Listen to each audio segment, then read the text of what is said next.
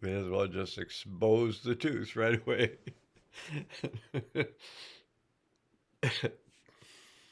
Oh, goodness. Well, we might as well. Oh, first of all, um, Steve here. I'm wearing my clown pants today because I'm feeling very clowny. So,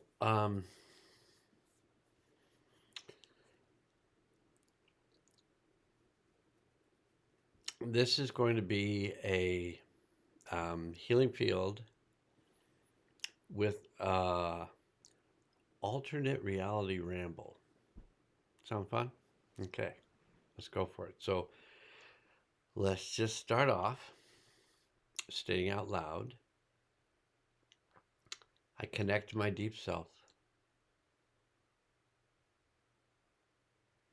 And when you say that, notice what you notice.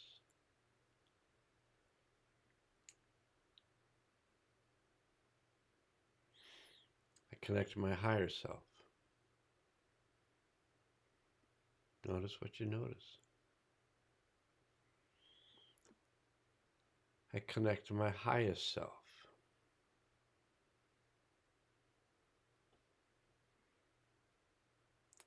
And watch what happens with your energy, where if you're aware of yourself inside your body and you state these words, notice where your awareness goes. So you notice you're in your body. If you notice a little tension in your chest, just join the 8 billion people on the planet. They've all got that tension in their chest, except for maybe a handful.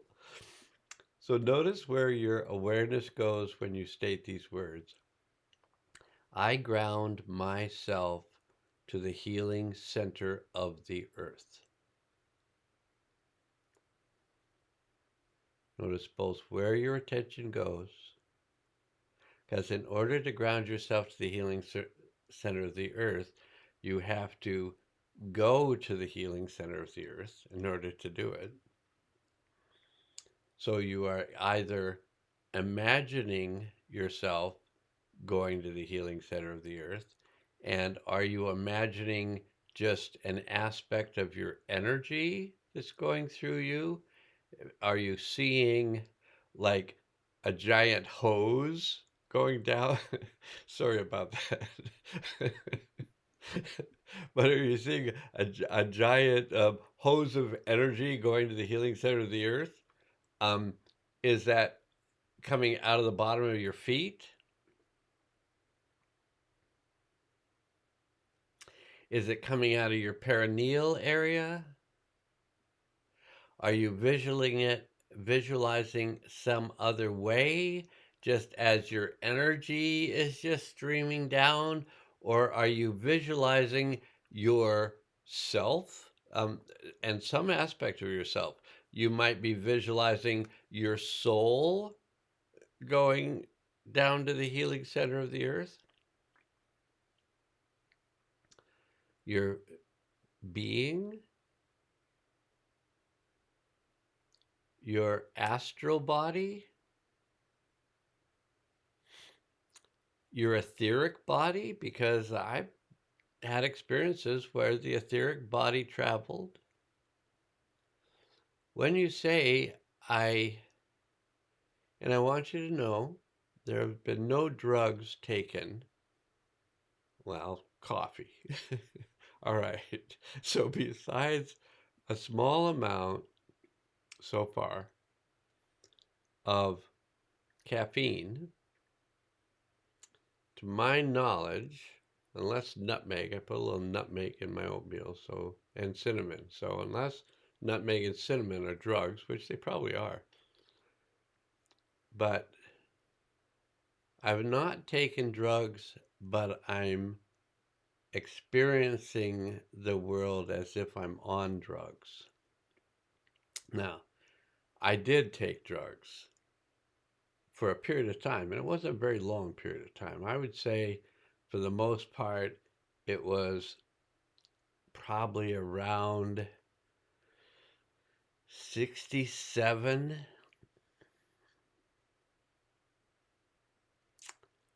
68 maybe, 68. So let's just say 68 through maybe 72. Well, now that I think about it, that's 4 years. So that's a lot of opportunity to consume various um, non-prescribed medications. I didn't actually take any prescribed medications during that period of time, but I did some experimentation with my consciousness and my teenage friends in that period of time until I discovered meditation. And then when I discovered meditation, I realized it was like taking drugs. You could do all sorts of things in meditation.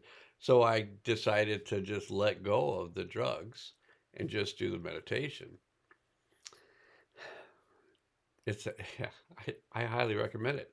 It doesn't take long before you start having very alternative experiences. But I think of what is happening currently, and I'll get back to the grounding into the healing center of the earth, but I think of what's happening currently is that my body, I don't know how this works, but I think the body can store chemicals. So if the body is overwhelmed by chemicals you took during, even if it's a short period of time, or if you think 4 years is a long period of time, then during a long period of time. But if you think, I think that the body sometimes just stores chemicals away that are too much for the body to process at the time, and then just seals them up.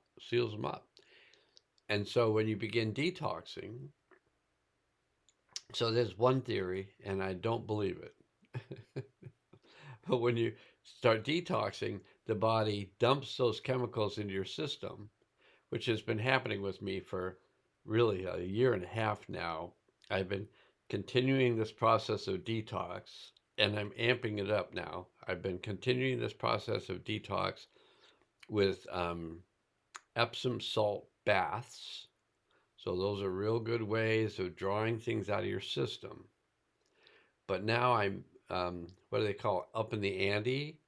I'm going with the infrared, red light, and possibly sad light. The full spectrum lighting. I might get a panel of full spectrum lighting as well, so I can go in this sauna, one person sauna. So you just go in there. It's got a glass door, but it has more light panels on the door, so you see over the light panels, and it'll be facing towards a small window, so you won't feel as claustrophobic as if that door just shut on you. And I'm just going to just start doing infrared, red light, sad light, satellites, listening to Thomas Huber. I'm just going to go full, maybe not full Monty, because I feel like, it's kind of a public place, because sauna is going to be in the laundry room, so you just don't want to be shocking people.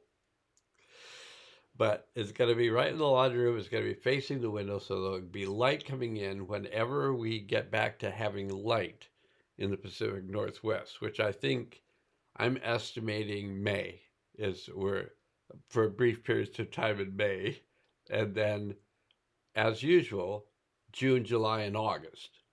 It'll just be beautiful here.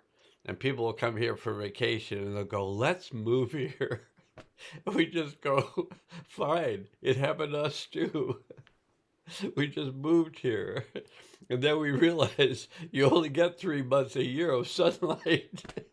In 9 months, you're like, how much are those sad lights? Have we thought about moving to Santa Fe, New Mexico recently?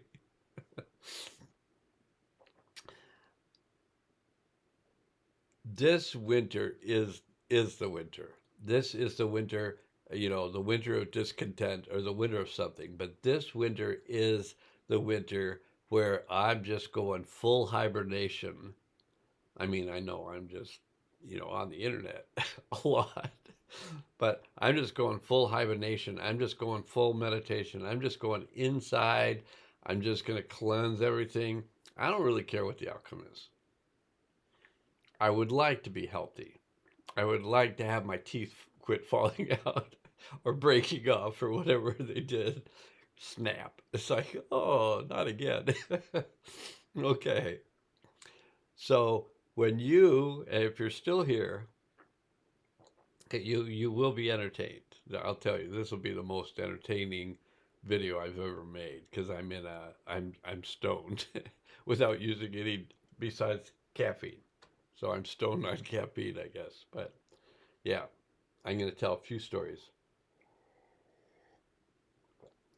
Let's just finish up getting ready for the healing session. So I ground myself to the healing center of the earth. Just notice if you have a visual or even a feeling sense of what that is and how deep you had to go into the earth to feel like you're at the center of the earth and how it feels to be grounded to the healing center of the earth. And then I open myself to the healing power of the One. Just notice what you notice.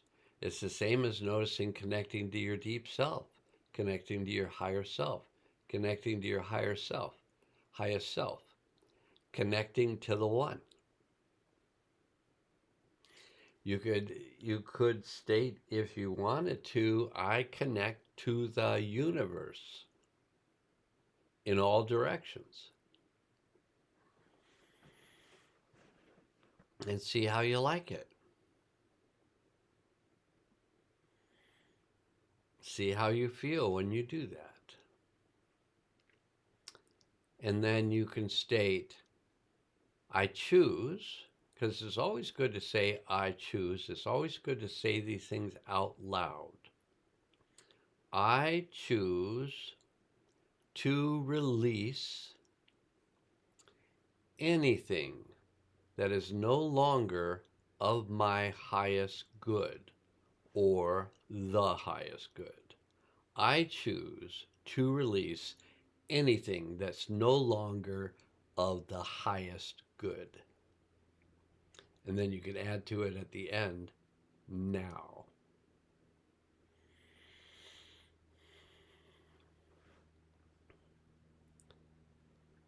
And then you say, I connect to the world healing field. Feel how big that is. And then you can state, yeah, you can do this all yourself because really you're doing it yourself. I'm holding the space for the world healing field. So if you connect to the world healing field, you're connecting to the space I created. So you got to understand how there's a little bit of pride and a lot of awe, because when beings that you've worked with for quite some time feel you're capable of doing something that you don't feel you're capable of doing, and yet they tell you, we need you to do this, and you go, okay, and you go ahead and do it, and then you think you're going to die from having done it, but you don't die, and you eventually survive, and you eventually get others to help you, and this amazing thing is created out of that, out of their suggestion. At the end of January in 2020, I almost said 2020, so it lets you know I spent 49 years in the other 19, and I've only spent 25 years now in the 20 something. So I spent really 49 years in the 19 something, and now I've spent 24 or 25 in the 20 somethings. And I don't see myself in this body, in this lifetime, getting into the 30 somethings. I just don't see it happening. It seems like a long ways away from the, I guess it's 100 years, and now I guess it's only 75 more years. So if I make it into the 30 somethings, I will be 150, probably at the beginning of the 30 somethings. And, you know, the way I'm detoxing, but the way I'm losing teeth, I'm not sure. Just one. But the way I'm detoxing, like, I don't know if you get really clean, if your whole system gets really clean besides caffeine, which may be cleaning you out even more.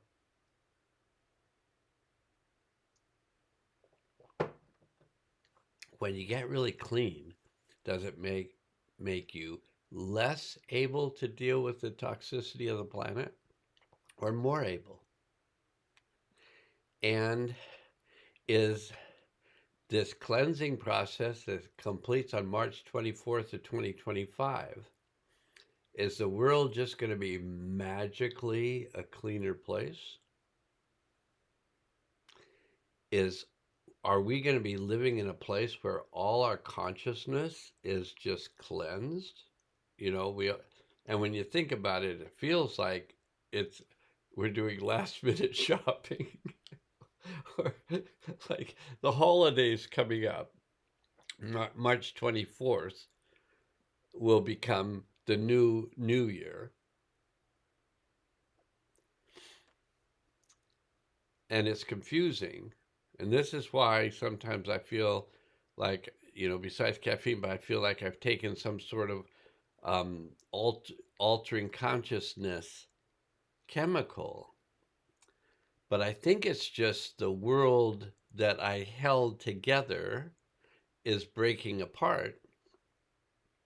And it's leaving me having experiences like that, where I start seeing the world looking like that, which I don't have a problem with. What do you see there? Do you see mountains? Do you see glasses? Do you see animals? It's like right there, and and and it depends on what you're willing to see in terms of what you do see. Okay, so let's just get back to this one thing for a moment. So we've released anything no longer useful to us, not of our highest good. If you choose to work with the Hathors, state out loud, I choose to work with the Hathors. They're seventh dimensional beings that help you change quicker. If you haven't said it, say, I connect to the world healing field and I surround myself in a field of protection while I do this work. We ask the higher self to take us through the portal of time to the event that would be of the highest good to release and integrate at this time. And we invite all souls to return to that event, to release and integrate the energy of the event for themselves. And we ask that they be surrounded by a field of protection while they do their work. And this is so much fun for me now. It wasn't originally, but it is now. I mean, setting up the healing field, that was a nightmare. Truthfully, it was like I thought I kept feeling like this is gonna kill me, and it didn't. And it's been 5 years. End of January it will have been 5 years that I've been holding the space for this healing field, except for a few days they gave me off for, I think, bad behavior or something. Okay.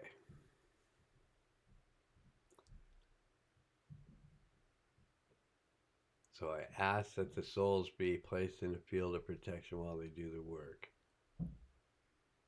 Upon arrival at the event, I ask the higher self to assist us to release and integrate all energies of the event gently and easily, fully and completely on all levels and through all space and time. So I'm just guessing that there will be a number of people that didn't make it this far. You know, there's all these suggestions on YouTube how to get people to actually watch your videos and keep watching your videos. And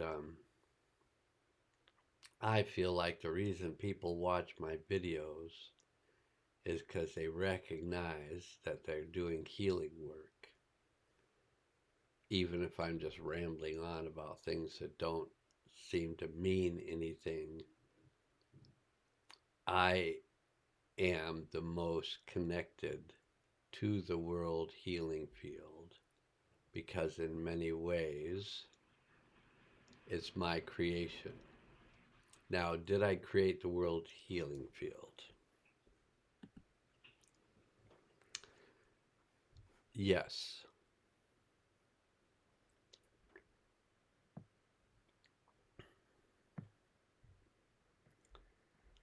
I created the world healing field.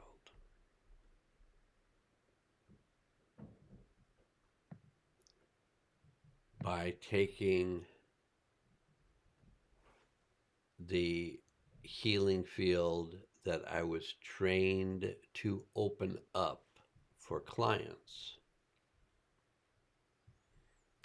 and expand it to cover the world. So my training is this.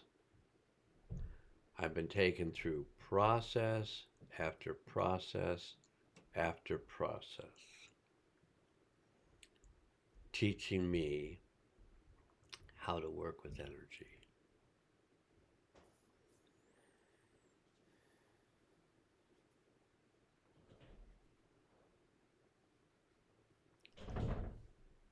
And as I've continued to work with energy, I was doing it a bit as a child. I was getting training as a child. I had the voices in my head as a child. And they're teaching me how to work with basically little animals and stuff that I found that were injured. Yeah, and help some of them to make it. Giving them little boxes and feeding them food and making sure they had water and then once they could get around a little bit, making sure that they could make it and then taking them outside and letting them go and see if they could make it. So at a very young age, I was just, trying to rescue drowning worms. Really, that was, yeah. I would also, just so you understand, you're not dealing with a person who fits into any definition of normal. My goal in life was to experience as many things as I could and judge for myself whether or not they were useful. There were some things I chose not to do. And it was all based on intuition, like, this is not a good idea. And so rock fights. I never participated in a rock fight. But I had friends who did.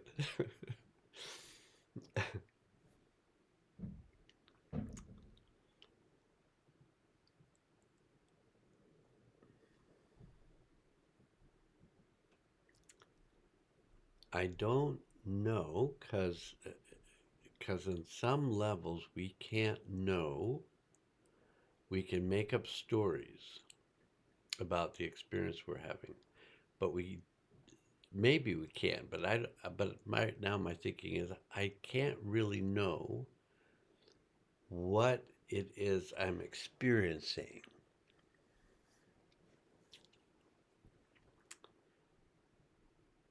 based on a story I make up about it. For example, maybe 2 months ago, I went down to the water, which is about, a total distance about 8 blocks for me to travel down to the water in that direction. And Yeah, about 3/4 of a mile in that direction. Because I'm on a peninsula. So we have water on both sides. So this is an island, and this is peninsula. And we live on the peninsula, and there's water on both sides of the island, on all sides of the island. And that's, I think, is the definition of an island, is it has water on all sides. And a peninsula only has it on three sides, or doesn't have it on one side.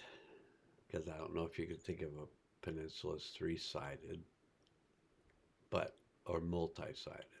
Just on one aspect of the peninsula, there's no water. That's the difference. And then there's isthmus, which isthmus. Let's just go here. I don't know if I'll publish this, but let's just go here. So in my youth, there was a group called the Little Rascals.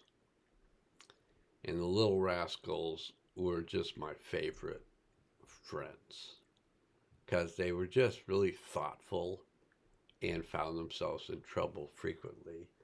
And they had kind of a group leader who was an unusual group leader. And I think his name was Spanky. The show might have been called Spanky and Our Gang.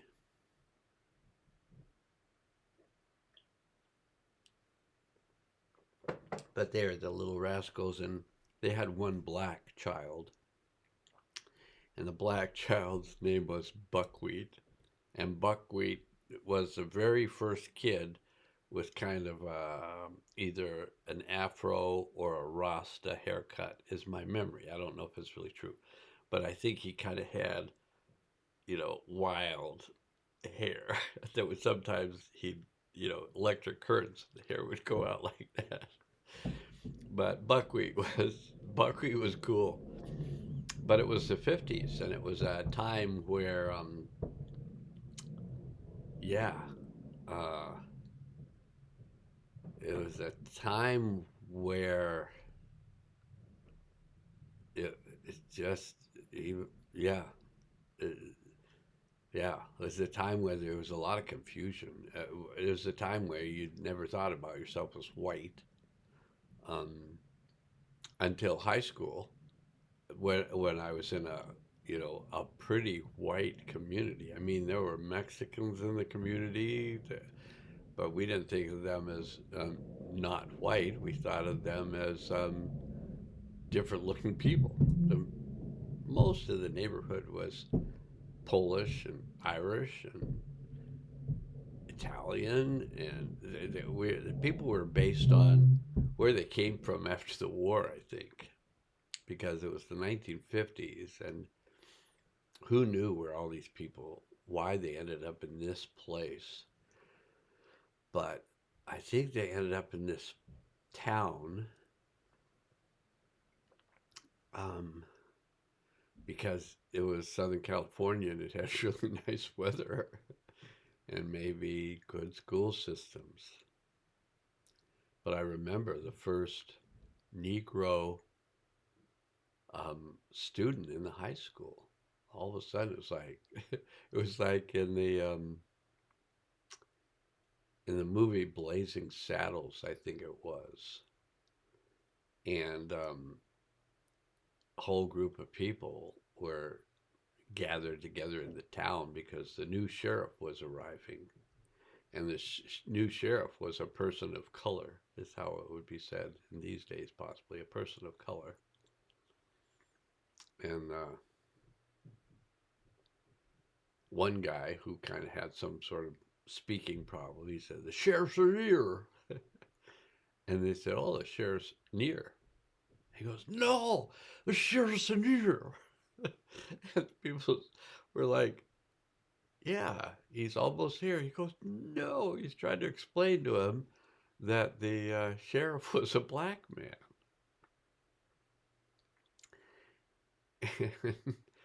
There's a very wonderful scene that you ought to watch sometime. Blazing Saddles. It was, a time when you could just make fun of not black people, but of the consciousness of humanity at the time it was made. That was one movie. I don't watch movies anymore. I haven't watched a movie in a number of years.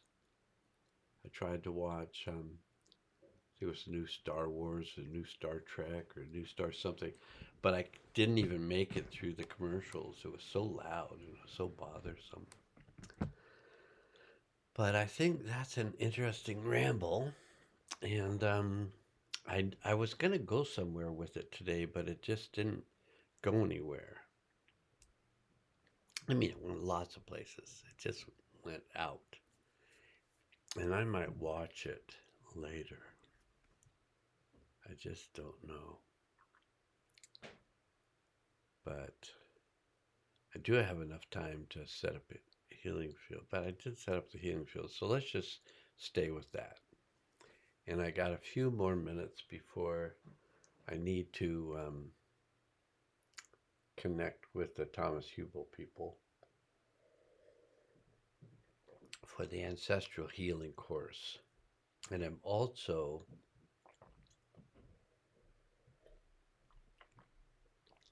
he's got another course that I'm going to do. I think it's called the Levels of Trauma, and it's for therapists. And it's to train therapists to recognize what level of trauma that an individual's in and how to work with it based on the level of trauma that they're in. And I just feel like, I do healing work over the phone, and my version of the world is everyone is traumatized on the world. It's a collective. So if in the collective, the majority of people are coming out of trauma, then the collective is traumatized.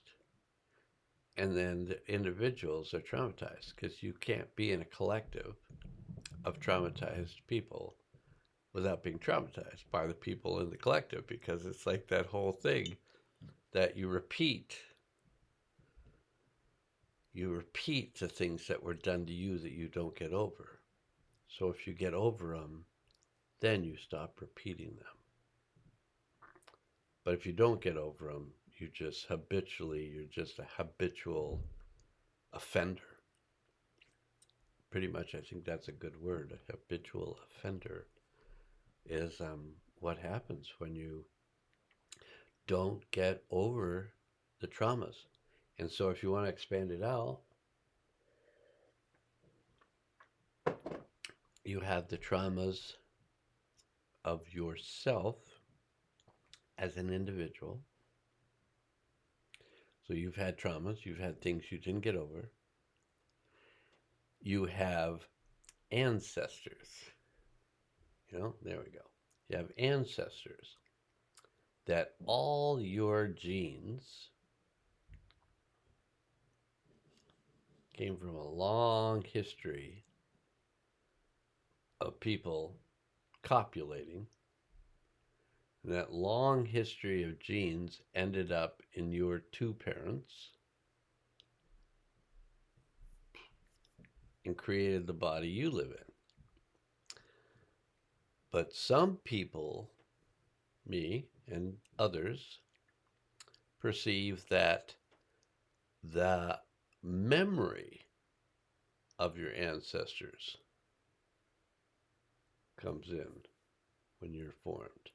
So you have the traumas of your parents, the traumas having parents, the traumas of your parents' parents, your parents' parents' parents, and parents' parents' parents' parents' parents' parents' parents' parents' parents, all the way back to some beginning, probably alien encounters or something. We don't know. But it goes all the way back. And the last 13,000 years, from my understanding and explorations back to 13,000 years ago with the fall of Atlantis and the trauma of that. But from that point onward for 13,000 years, it's just been war, war, war, war, war, war, war, war, war, war, war, war, colonialism, colonialism, war, colonialism, blah, blah, blah, blah, blah, blah, up to now. And it's coming to an end. And we're clearing the energy of it.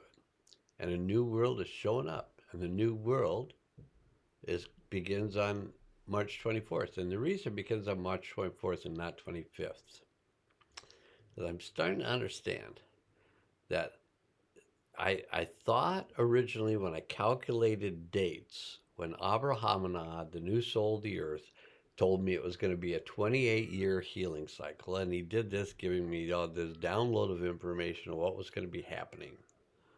I was on the top of a hillside as he was incarnating in. It's another story I've told it a number of times. But as Abrahamana downloaded the information, I calculated 28 years to 2025. That was in 97 to 2025. And I calculated the day he came in, being the 23rd, to the day of the completion of the cleansing. So the 23rd. So I had it calculated as the 23rd.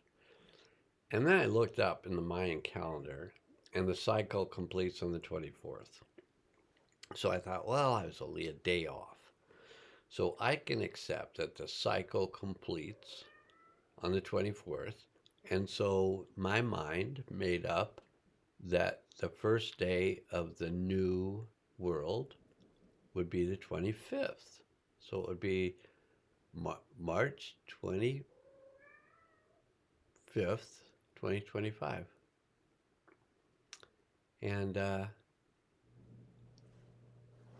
but in further investigation, I found out that the last day of this cycle is a yellow sun day.